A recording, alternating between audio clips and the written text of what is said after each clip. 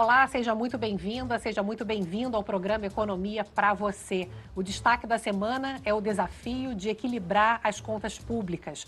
Apesar das pressões, o governo manteve a meta de zerar o déficit público no ano que vem e enviou ao Congresso medidas para aumentar a arrecadação de impostos. Mas as medidas vão ser suficientes? O meu convidado é referência no tema. Felipe Salto, economista-chefe da Warren Hanna, ex-secretário estadual de Fazenda de São Paulo e ex-diretor executivo do Instituto Fiscal Independente. Vamos ao nosso top 3 de hoje. Top 1, os efeitos práticos do equilíbrio fiscal. Top 2, a expectativa para o PIB nos próximos meses. Top 3, as dicas para você investir seu dinheiro.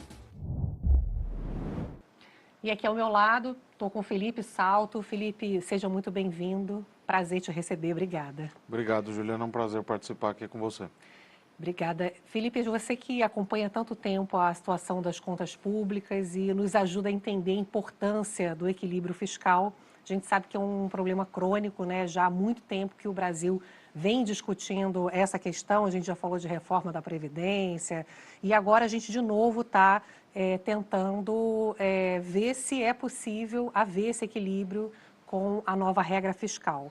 E esse debate todo, se essa regra é uma regra que é melhor do que nada, mas é uma regra suficiente. Então, eu queria começar por aí. Você acha possível, a partir dessa regra, entregar esse déficit fiscal zero já no ano que vem? E é uma boa regra na tua avaliação? Pois é, nós já nos falamos há bastante tempo, né? Desde que eu estava na Tendências Consultoria ainda. E esses Não pode dias eu falar o estava... ano, né? É. E é interessante porque desde que eu comecei a trabalhar como economista, por várias razões, eu fui para essa área de contas públicas. E aí, eu me lembro que no primeiro ano, ainda como estagiário na consultoria, a discussão era se o Brasil ia cumprir ou não ia cumprir a regra fiscal. Na época era a meta de resultado primário, que é a receita menos a despesa, sem considerar o gasto com juro da dívida, né? Como você sabe bem. E é claro que naquele momento você tinha uma situação fiscal melhor, a gente gerava superávit e tal, mas agora as coisas, eu sempre tenho essa impressão de que a gente não consegue resolver definitivamente o problema fiscal. Agora a diferença é que o governo propôs uma regra que, a meu ver, é positiva. Eu tenho falado isso desde que foi anunciado o arcabouço fiscal, né? Tem esse nome meio pomposo até, que alguns não gostam, mas que é uma lei complementar, um projeto de lei complementar, já foi aprovado pelo Congresso, e que ele tem a vantagem de beber nas duas fontes. Na do teto de gastos, que era aquela regra constitucional que o governo Temer fez e aprovou por meio da emenda 95 em 2016, e a outra fonte que é a meta de resultado primário, que vem desde 1999 e depois foi consolidada na Lei de Responsabilidade Fiscal, promulgada em maio de 2000. O arcabouço fiscal tem esses dois pilares, tem um limite de gastos, só que o gasto ele vai poder crescer. Agora, quanto? A partir daquilo que a receita tiver crescido multiplicado por 70%. Então, ele sempre vai crescer abaixo, né, da receita, o limite para gastar. E o outro pilar, que é essa meta de resultado primário, e é aí que o governo vem discutindo agora com o Congresso, né, que é simplesmente um objetivo fixado na Lei de Diretrizes Orçamentárias. A minha receita e a minha despesa, um menos o outro, tem que ser igual a zero no ano que vem. Tem uma banda, né, também, tem uma lambuja ali de 0,25. É que nem pesquisa eleitoral, né? Pode errar para mais ou para Para mais ou menos. para menos. E esse 0,25% do PIB, quer dizer, se o governo fizer até um déficit de 0,25, ele está cumprindo, terá cumprido essa meta fiscal. Isso é bom ou ruim? Eu acho bom o arcabouço, porque ele dá previsibilidade, ele não promove um ajuste fiscal tremendo e nem vai estabilizar a relação dívida-PIB da noite para o dia.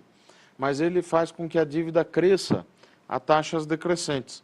Ou seja, se o arcabouço for cumprido, a gente pode ter um horizonte fiscal melhor lá na frente, né? Não vai ser uma melhora rápida, mas lá na frente a gente pode ter uma situação fiscal mais bem equilibrada. E essa semana o ministro da Fazenda, Fernando Haddad, precisou reafirmar que não ia ter mudança na meta de déficit zero, e a ministra do Planejamento, Simone Tebet, também reforçou que havia ali o acordo de manter esse déficit zerado a partir do ano que vem, ou seja, receitas e despesas equilibradas. A gente vai trazer aqui, Felipe, uma declaração da ministra Simone Tebet para a gente poder comentar aqui essa decisão de manter o déficit em zero a partir do ano que vem. Vamos ver. Receitas menos despesa deu zero, ou seja, nós conseguimos com isso zerar o déficit e entrar na meta fiscal de zero de déficit fiscal para o ano de 2024. Essa é a discussão, né? Primeiro, imagino que falar agora que não vai cumprir a meta, que a meta no primeiro ano da regra já falar que ela vai ser descumprida não seria positivo. Agora, é crível essa meta? Aí é que está. Eu acho que é importante a gente esclarecer que nós estamos acostumados a discutir se a meta vai ser mudada, se não vai, até porque tanto o regime das metas de primário, da Lei de Responsabilidade Fiscal, quanto do teto de gastos, geraram essa expectativa, né, de que uma regra é fixada e depois ela já vai sendo calibrada ao longo do tempo para que haja uma adequação aos objetivos do governo, ou então uma pandemia como aconteceu e levou à necessidade de mudar o teto uma vez, e aí você já muda outras várias vezes, né, na esteira desse pretexto e tal. O arcabouço fiscal é diferente, porque ele permite romper a meta de resultado primário. Só que você aciona dois gatilhos importantes. Um é apertar um pouco mais aquela regra de gasto. Em vez de ser 70% da variação da receita, o limite de gasto só vai poder crescer 50% da variação da receita. Você aperta mais, então, se você não conseguir chegar ali no centro ali da meta. Você tem que apertar o cinto. E o outro gatilho, que é um conjunto de medidas que estão previstas na Constituição também, você não pode fazer nenhum tipo de ação de aumento de gasto que produza efeito fiscal relevante, né? Então, dito isso, a meta vai ser cumprida ou não? Eu acho que a ministra Simone Tebet e o ministro Fernando Haddad estão corretíssimos de bater o pé na meta zero. Por quê? Porque justamente o arcabouço tem essa lógica. Se não for zero, ou 0,25, que tem que considerar a banda, né? Se ficar em meio, por exemplo, ou 0,6, primeiro, já terá sido melhor do que nesse ano, 2023, né? Então, ano que vem você teria uma melhor. Segundo, rompeu a meta, ok. Mas se ficar comprovado que não dá para contingenciar, cortar os gastos não obrigatórios o suficiente para cumprir essa meta zero, então você aciona aqueles dois gatilhos e cumpre o arcabouço. É nesse sentido que eu acho que é correto, principalmente a Fazenda, também o Ministério do Planejamento, baterem o pé nessa meta zero para o ano que vem. Só que depende muito de um conjunto de receitas novas, né, que o ministro Fernando Haddad encaminhou para o Congresso, a proposta de tributar fundos exclusivos, por exemplo, offshores, a questão do CARF, que é aquele tribunal administrativo para resolver as contendas entre o fisco e os contribuintes, ele espera ter alguma arrecadação disso também, e outras medidas. E se isso não acontecer?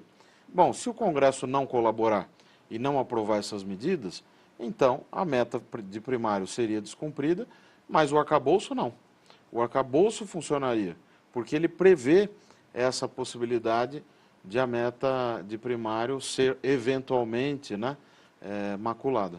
Então não chega a arranhar, digamos assim, a meta ou a percepção de responsabilidade fiscal, caso não seja atingido o objetivo principal. E aí eu queria entender, a gente fala em torno de 170 bilhões de reais para poder arrecadar, para poder equilibrar receitas e despesas. O quanto que hoje você trabalha em termos de possibilidade real para poder ter aumento de arrecadação?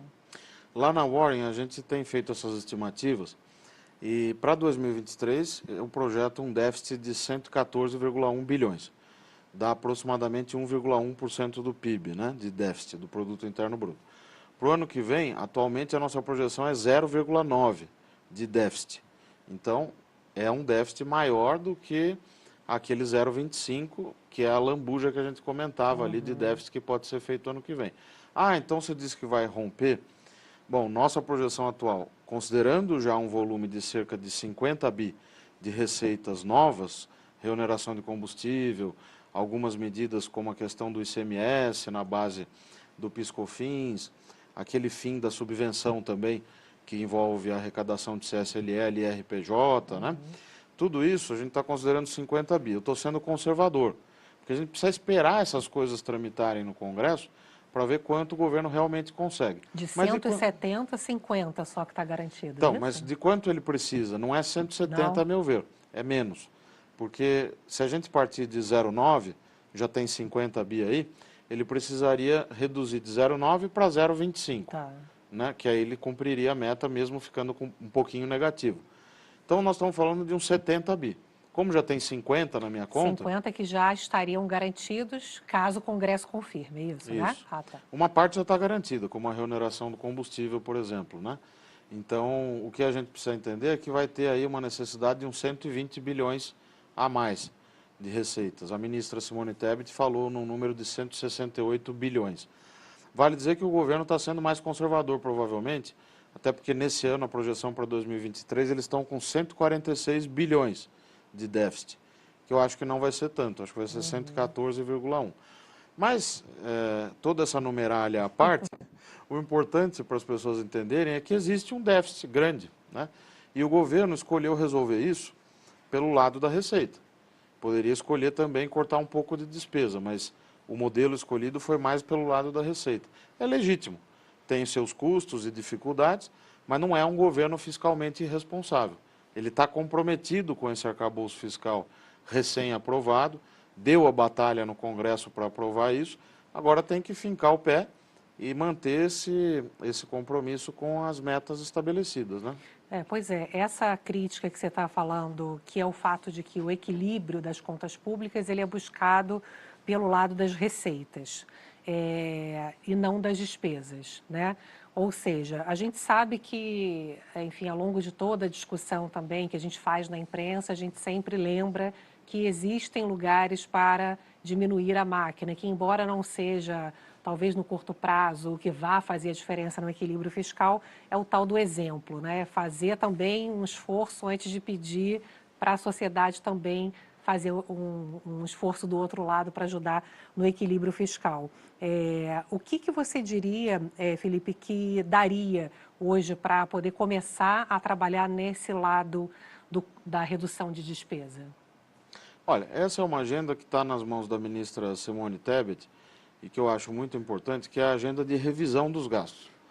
Porque o que nós estamos fazendo já há muito tempo é seguir no piloto automático no orçamento. O orçamento, imagina uma pizza, né? 93% dessa pizza, quer dizer, quase todas as fatias, né? E mais um bom pedaço da última fatia, eles estão comprometidos, são despesas obrigatórias. É uma rigidez enorme. Sobra só um pedacinho pequeno, 6 a 7%, que são as discricionárias, onde o governo pode fazer mexidas. Mas mesmo dentro dessa fatia pequena, você tem que ter investimento, tem uma parte da saúde e da educação ali, agora que voltaram as regras do chamado mínimo constitucional dessas duas áreas, que faz com que elas cresçam pela evolução da receita. Engessou mais ainda, né? Engessou mais ainda. Então, o que a gente tem aí é um desafio muito grande de revisão de gastos. Tem que revisar os gastos obrigatórios. Só que isso pega no calo de muita gente, porque é difícil convencer o Congresso de que você precisa conter a despesa. Ao contrário, eles agora estão farejando sangue e estão indo para cima do governo querendo mudar a meta fiscal. Como se o arcabouço fiscal já não previsse essa possibilidade de um eventual rompimento dessa meta de primário com aqueles gatilhos que a gente mencionava. Então, veja, de onde partiu essa confusão da meta fiscal? Ah, não vai cumprir e tal. Do relator da Lei de Diretrizes Orçamentárias, que é aquela lei que prepara o orçamento. Ele jogou isso na imprensa, aí, claro que os gastadores de plantão, os gastões de plantão, como eu chamo, que a gente sabe bem quem são no Congresso, né? E estão lá fazendo o papel deles, tiveram voto e tal, têm o direito de fazer essa defesa. Agora, não tem o direito de querer obrigar o governo a mudar a meta fiscal. Faça o favor, né? Acaba de aprovar o arcabouço, vamos mudar a meta. Não, tem que seguir o compromisso que foi firmado. E se eventualmente a meta for rompida, que inclusive é o meu cenário base hoje, que se façam valer os gatilhos. Pois é. E tem uma questão importante que é o fato de que há esse efeito prático que a gente vem falando aqui para você, que é o equilíbrio fiscal já ajudando na economia, já ajudando na expectativa futura de juros, né? Já ajudando na redução do custo do crédito. E, Felipe, o Roberto Campos Neto, presidente do Banco Central, essa semana falou, inclusive, num evento da Warren, e ele estava comentando sobre essa trajetória agora de queda de juros, e eu vou trazer para vocês porque há agora uma expectativa que os juros continuem a cair, mas com o ritmo da velocidade dessa queda, agora com a entrada e a substituição que vai acontecendo ao longo do tempo de indicados pelo governo Lula. Vamos ver o que o Campos Neto falou sobre juros. Dentro do regime de metas, eu acho que a equipe técnica, né, meio que, vamos dizer assim, dá os guias, os guidelines, né, que são usados nas reuniões do Copom. Eu acho que isso vai continuar exatamente da mesma forma que é hoje. Pode algum dia ter um questionamento em relação a se o regime de metas é o melhor regime? Aí é uma outra questão. Dentro do regime de metas que está lá, que é o nosso mandato, e dentro da meta que é fixada pelo governo, eu acho que tem pouca variação, né, em termos de coisas diferentes que podem acontecer. As pessoas pensam diferentes, às vezes, no impacto das variáveis para aquela determinada política, mas eu acho que, em geral, o debate é muito mais técnico do que o que se pensa. E ficou muito essa discussão, Felipe, porque houve, na última reunião, a entrada de dois novos diretores, houve a surpresa porque acabou a queda de juros sendo maior do que a previsão, né? E agora com a expectativa de que até o fim do ano vão sair outros dois diretores para serem substituídos por indicados pelo governo Lula. O quanto que vocês estão prevendo de espaço hoje para a queda de juros e o impacto que vocês estão vendo disso agora para a expectativa econômica aí nos próximos meses?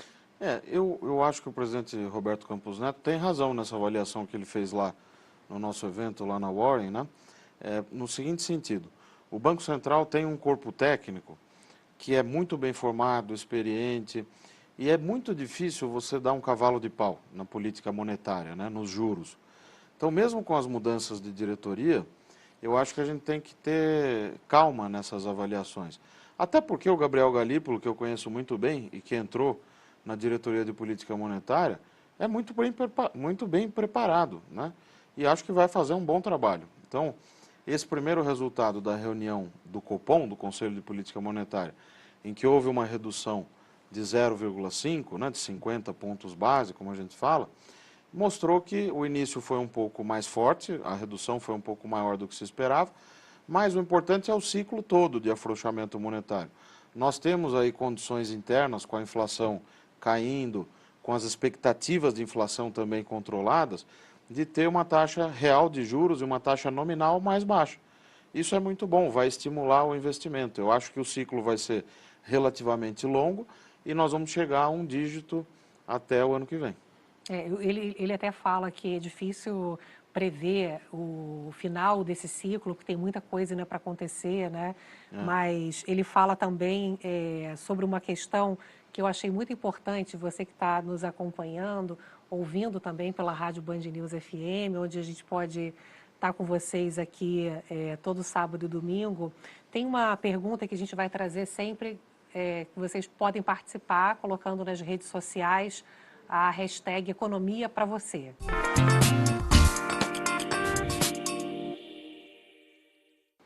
E a pergunta que eu trago aqui para o Felipe fala o seguinte: a partir de qual patamar a taxa Selic começa a ter um efeito mais prático, perceptível na economia? Essa é uma pergunta interessante porque a gente fala que os juros estão caindo e, ao mesmo tempo, a gente fala para os nossos ouvintes, telespectadores, que a taxa do cartão de crédito subiu agora recentemente. E o Campos Neto falou também no evento da Warren que não é só a Selic que está dentro ali do componente de juros finais para o consumidor. Queria que você ajudasse a gente a traduzir o quanto que essa taxa Selic vai ajudar nessa percepção que você vê que as pessoas não sentem ainda, né? É uma excelente pergunta, porque a redução do juro ela vai afetar a vida do brasileiro de diversas formas, indiretas ou diretas, né? Começando pelas formas mais diretas, né? Como é que a Selic pode reduzir o juro lá na ponta? O custo de captação dos bancos é dado pela Selic, grosso modo.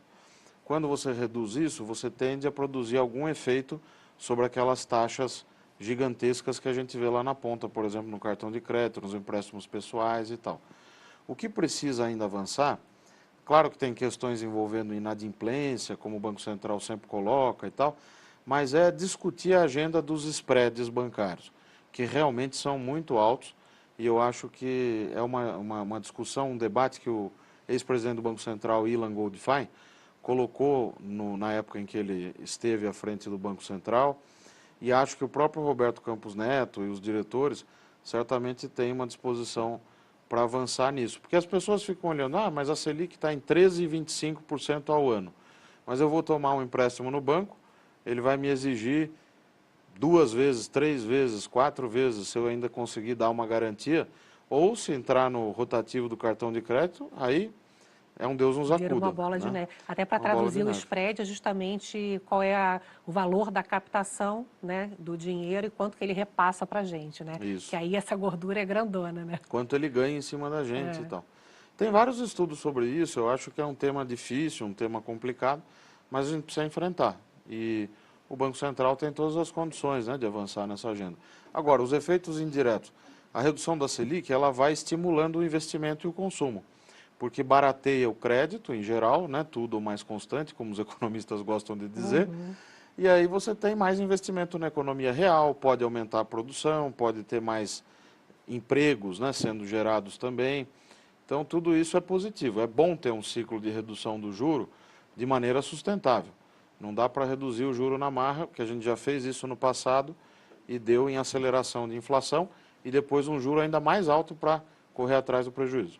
Pois é. E falando nessa questão de juros também, a gente tem o debate agora de espaço para investimentos, né? O que vale a pena nesse momento? Eu vou trazer agora para você o momento Seu Bolso.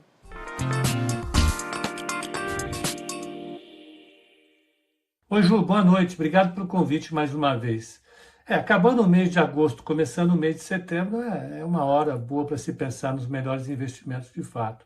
Eu acho que para esse mês de setembro é bom pensar numa combinação de títulos de renda fixa e títulos de renda variável e ações, né? Eu acho que valeria a pena colocar 60% de uma aplicação em LTNs, que são títulos pré-fixados, que tem disponíveis no Tesouro Direto, é super fácil comprar, você pode fazer isso com a plataforma da sua corretora. E a outra parte, os 40%, você pode comprar 20% em BOVA11, que é uma cesta de ações do Ibovespa, e a outra parte, 20%, em Small 11, que é uma cesta de empresas de menor capitalização, que a gente chama de Small Caps.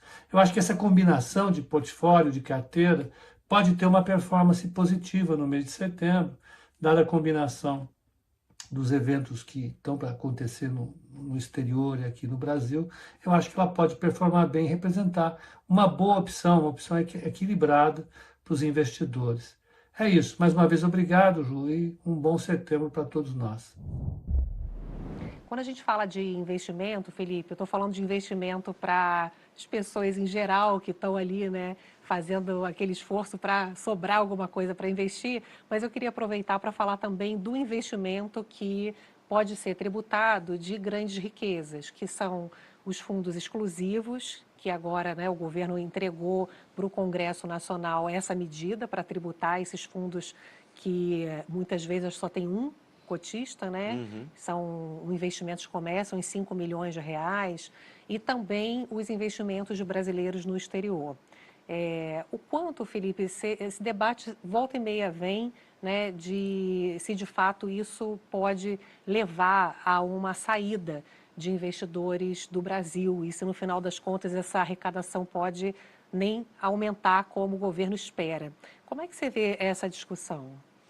Eu vejo mais como uma equiparação, porque é claro que a gente gostaria que o governo tivesse anunciado também um programa, ou antes até um programa do lado da despesa, porque nós temos uma despesa muito grande, que cresce bastante, e uma carga tributária de 33% do PIB, que é uma das maiores do mundo, sobretudo quando a gente considera o nível de renda per capita, né, de renda média do brasileiro, comparado com países similares.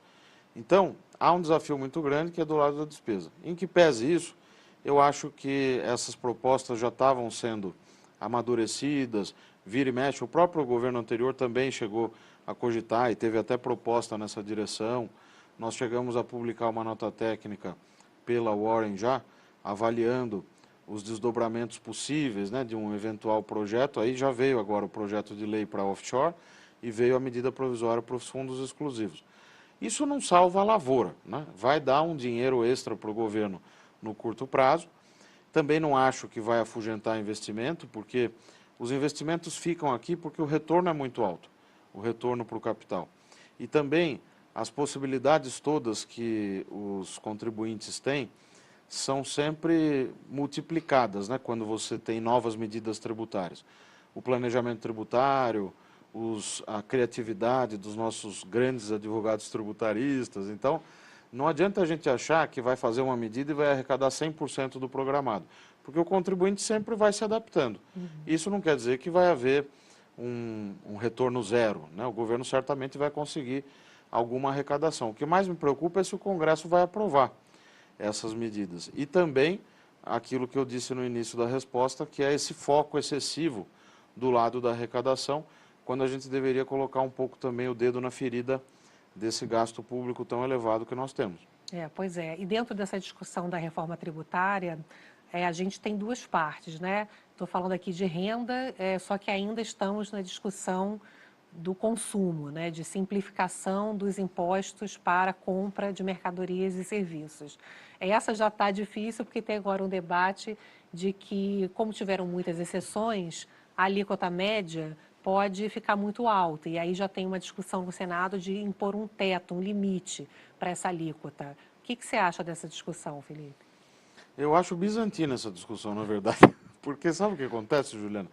Eu sou muito otimista com essa parte do arcabouço fiscal que a gente conversou aqui por algum tempo já. E é difícil e tal. Mas, na parte da reforma tributária, eu sou muito pessimista. Porque se você perguntar para 10 economistas se eles são favoráveis a uma simplificação, redução do número de alíquotas, unificação de impostos, migrar a tributação para o destino, ou seja, para o consumo final, devolver crédito para os contribuintes, todos vão ser favoráveis. Só que o diabo mora nos detalhes, como eu sempre gosto de falar, né?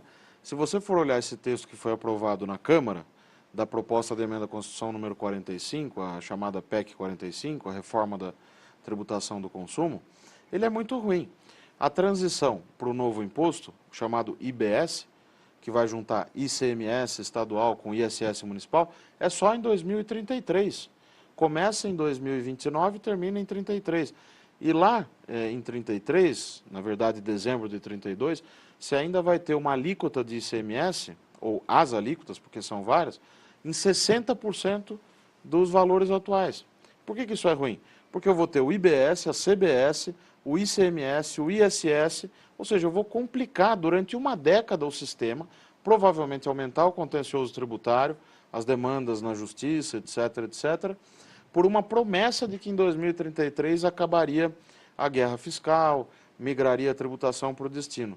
Infelizmente não vai acontecer, você teria que fazer uma coisa igual o esparadrapo, tem que tirar rápido, porque se você vai tirando devagar, aí começam ou recomeçam as negociações, vamos alargar essa transição, vai chegando perto de 2032, é isso que vai acontecer. O outro problema, não se sabe qual é a alíquota. O presidente da Fiesp, o Josué, corretamente falou numa limitação de 25%, e o presidente Rodrigo Pacheco do Senado também, como você mencionou, né?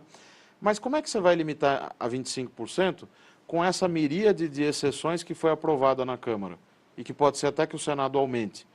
Bom, quando você vai jantar fora com a sua família ou com amigos, se você divide a conta e cada um paga o seu, fica uma coisa módica ou pagável, né? Cada um paga o seu e acabou.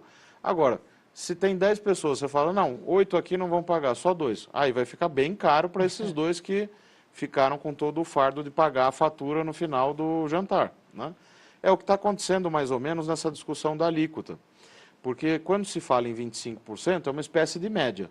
Agora, se insumos agropecuários ficam fora, saúde fica fora, dispositivos médicos e uma série de outras exceções que vão ser ainda desdobradas numa lei complementar, aí o meu cálculo mostra que a alíquota para os pobres mortais pode superar 33%. E daí não há Cristo que aguente. Então, Como é que você vai colocar um teto? Não tem mágica. Se você quiser que seja 25% no máximo, você tem que reduzir as exceções. Ou então alguém vai perder a arrecadação. Porque quando a gente está no colégio, a gente aprende aquela coisa de sistema de equações, que você tem 3 equações, tem 3 incógnitas, você resolve. Essa reforma eu brinco que é um sistema de 3 equações com 50 incógnitas. Aí fica difícil, É insolúvel. Né? Nem um gênio, né, consegue. Bom, nosso tempo, infelizmente, chegou ao fim. Eu agradeço aqui a participação do Felipe Salto, economista-chefe da Warren Hena. Felipe, prazer conversar com você e do jeito que você explica também a gente entende. Muito bom ter o esforço sempre de contribuir para que a gente possa entender esses assuntos tão complexos. Muito obrigada. Eu que agradeço, Juliana, um prazer, viu?